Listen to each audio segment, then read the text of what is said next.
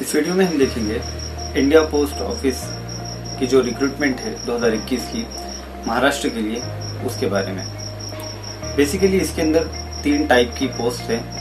पहली है branch post master, जिसको आप BPM कह सकते हो।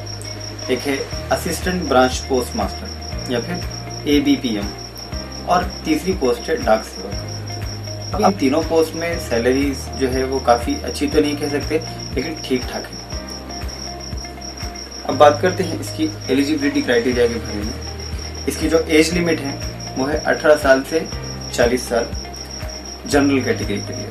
लेकिन अगर आप किसी पर्टिकुलर कम्युनिटी को बिलोंग करते हो तब आपको इसके अंदर कुछ रिलैक्सेशन मिलता है। जैसा कि अगर आप SC या ST कास्ट को बिलोंग करते हो तब आपको 5 साल का रिलैक्सेशन मिलेगा। लेकिन EWS कैटेगरी जो है, इसको एज के अंदर कोई रिलैक्सेशन नहीं है। मतलब उनको सिर्फ 18 साल से 40 साल के बीच जो है वही लोग अप्लाई कर पाएंगे। हाँ, लेकिन EWS कैटेगरी को एक बेनिफिट ये है कि उनके लिए 10% रिजर्वेशन रखा गया है। अब बात करते हैं इसका एलिजिबिलिटी क्राइटेरिया जो है एजुकेशन को लेकर, उसके बारे में। तो इसको कोई भी अप्लाई कर सकता है अगर उसका 10th हो चुका है। यानी अगर कोई शख्स अपनी 10th या SSC का एग्जाम पास कर चुका है तो वो इसके लिए अप्लाई कर सकता है। लेकिन उसके लिए एक शर्त है कि इंग्लिश, मैथमेटिक्स और मराठी, ये तीनों सब्जेक्ट्स उसके 10th स्टैंडर्ड में होने चाहिए। अगर इनमें से कोई एक सब्जेक्ट भी कंपलसरी या ऑप्शनल में नहीं होगा तब वो इस पोस्ट के लिए अप्लाई नहीं कर पाएगा। इसके अलावा एजुकेशनल रिलेटेड एलिजिबिलिटी के अंदर एक चीज और है, जो है बेसिक कंप्यूटर कोर्स। यानी उस शख्स को कंप्यूटर का जो बेसिक नॉलेज है वो होना चाहिए। और वो जो कंप्यूटर कोर्स है वो मिनिमम 60 डेज का हो।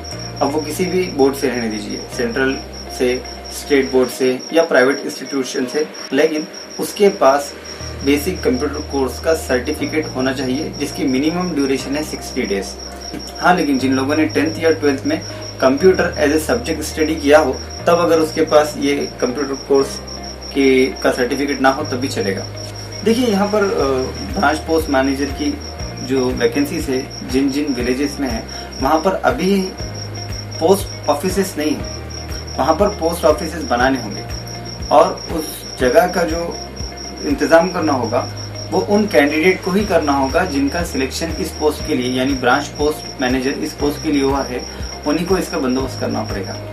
अब ऐसा जरूरी नहीं है कि आपको एक नई बिल्डिंग बनानी है, ऐसा नहीं है। अगर आपके पास ऑलरेडी कोई बिल्डिंग है खुद की या रेंटेड, जो कि आसानी से अवेलेबल हो सकती है, उस बिल्डिंग को आप इस्तेमाल कर सकते हो। और उस बिल्डिंग के क्या क्या रिक्वायरमेंट होंगे वो हम देखेंगे। तो पोस्ट ऑफिस के लिए आप जो जगह सिलेक्ट करते हो या जो बिल्डिंग सिलेक्ट करते हो वो बिजी रोड पर होनी चाहिए। मतलब किसी मेन हाईवे या मेन रोड के आसपास होनी चाहिए वो, ताकि वहां तक आसानी से ट्रांसपोर्टेशन की सुविधा मौजूद हो वहां पर। इसके अलावा उसका जो साइज है उस जगह का वो मिनिमम 100 स्क्वायर फीट होनी चाहिए।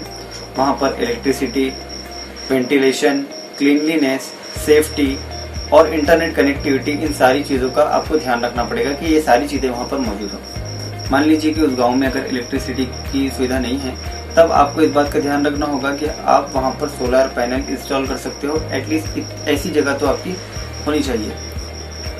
इसके अलावा पोस्ट ऑफिस की जितनी भी रिक्रूटमेंट होती है उनकी खास कंडीशन है कि उन सभी को साइकिलिंग आनी चाहिए। मतलब उनको साइकिल चलाना आना चाहिए।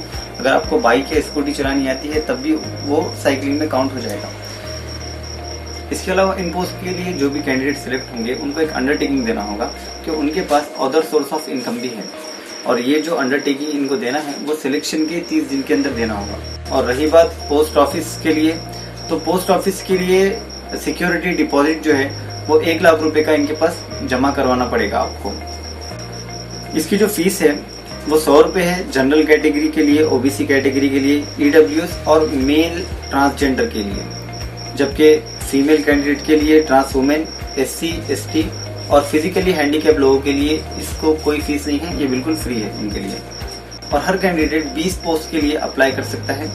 लेकिन अप्लाई करने से पहले आपको एक बात का ध्यान रखना होगा कि मैं नांदेड़ का हूँ और मेरे आसपास की जो देहात है या मेरे आसपास के जो विलेजेस है, मैं वहां पर अगर अप्लाई करता हूँ और इन सभी एप्लीकेशन में या इन सभी पोस्ट के लिए अगर मैं मेरिटोरियस होता हूँ या फिर मेरा जो रैंकिंग है रैंकिंग वो ऊपर आती है, तब उन सारे पोस्ट के लिए मेरी रैंकिंग को कंसिडर नहीं किया जाएगा। उस सारे सर्कल में यानी पूरे नांदेड़ डिवीजन में मेरी सिर्फ एक पोस्ट को कंसिडर किया जाएगा।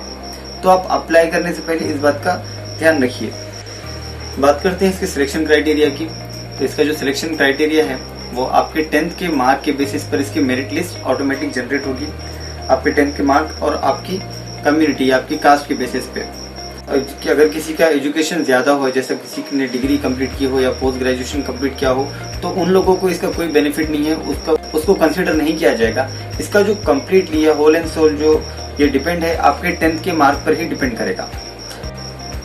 हाँ, अगर ऐसा हो कि आपके मार्क और किसी दूसरे कैंडिडेट के मार्क जो है वो सेम हो, तब उस वक्त प्रेफरेंस दिया जाएगा उस कैंडिडेट को जिसकी एज ज्यादा होगी। और अगर आपकी मार्कशीट पर आपके ग्रेड्स और मार्क्स हों, तब कंसिडरेशन सिर्फ मार्क्स का किया जाएगा। जैसा अगर आपकी मार्कशीट पर सिर्फ ग्रेड्स हों, तब आपकी जो एप्लीकेशन है वो डिस्क्वालीफाई की जा सकती है। फिर बात करते हैं नोटिफिकेशन के बारे में कि आपको कैसे पता चले कि आपकी एप्लीकेशन कहाँ तक पहुंची या आपका सिलेक्शन हुआ या नहीं हुआ। तो इसके लिए इंडिया पोस्ट जो है वो सबको SMS या ईमेल पर नोटिफाई करता रहता है। लेकिन यहाँ पर उन लोगों ने एक साफ ये मेंशन किया है कि अगर आपको किसी वजह से SMS नहीं मिल पाता तो इंडिया पोस्ट इसका जवाबदार नहीं रहेगा।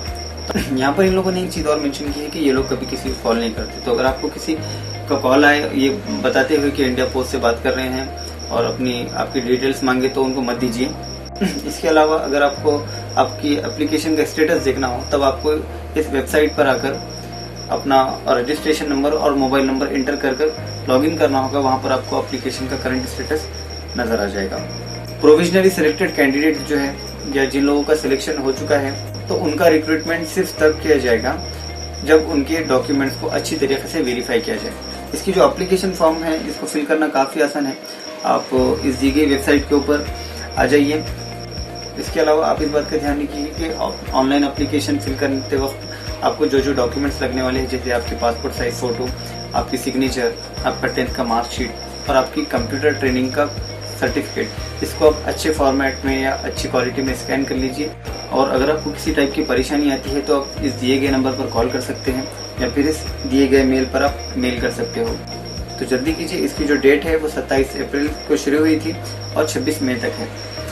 उम्मीद करते हैं कि ये वीडियो आपके लिए हेल्पफुल रहा हो। और अगर आप इसी तरह के वीडियोस आगे देखना चाहते हैं तो हमारे इस चैनल को सब्सक्राइब कीजिए।